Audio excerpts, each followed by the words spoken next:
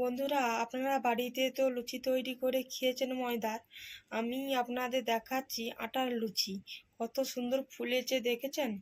এইভাবে আপনারা বাড়িতে হঠাৎ ময়দা নেই, ধরো দোকানে যেতে দেরি হবে, তাহলে এই আটার তৈরি করা লুচিটাকে সবাইকে পরিবেশন করতে পারবেন। সঙ্গে যে কোনো তরকারি বা আপনাদের বাড়িতে যা পছন্দ করে তাই দিতে পারেন।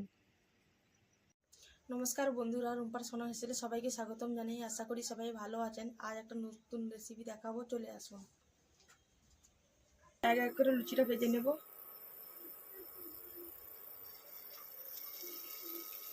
লুচিগুলো কিভাবে ফুলছে দেখো বন্ধুরা। বন্ধুরা, আমাদের লোক সংখ্যা 6 জন। আপনাদের বাড়িতে যতজন আছে সেই হিসাবে আটাটা নিয়ে নেবেন। তো আমি 5 বাটি আটা নিয়ে নিচ্ছি। মহিম দেওয়ার জন্য 2 চামচ চিনি দিয়ে দিচ্ছি। পরিমাণ মতো নুন দিয়ে দিচ্ছি। পরিমাণ মতো সাদা তেল দিয়ে দিচ্ছি। মহিম দেওয়ার জন্য ভালো করে মেখে নিচ্ছি, হাতে যেন ডালু ডালু হয়ে যায়। এবারে পরিমাণ মতন জল দিয়ে দিতে হবে। ভালো করে আটাটা থেসে নিতে হবে বন্ধুরা। তো বন্ধুরা, আটাটা মাখা হয়ে গেছে। এবারে 10 মিনিট ঢাকনা দিয়ে দেব।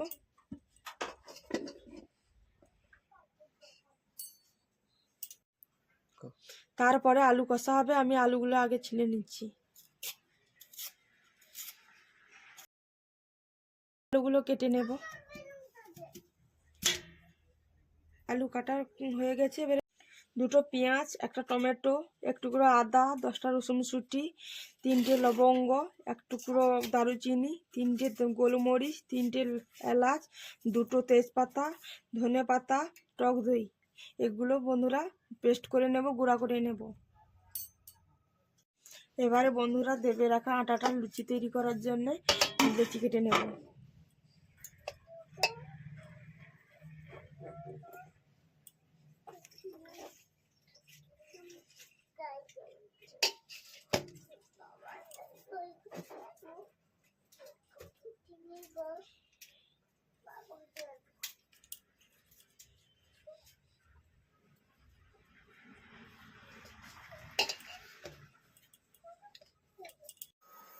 তারপরে আর কি, ঢাকনা খুলে গরম মশলা ধনেপাতা দিয়ে দেব।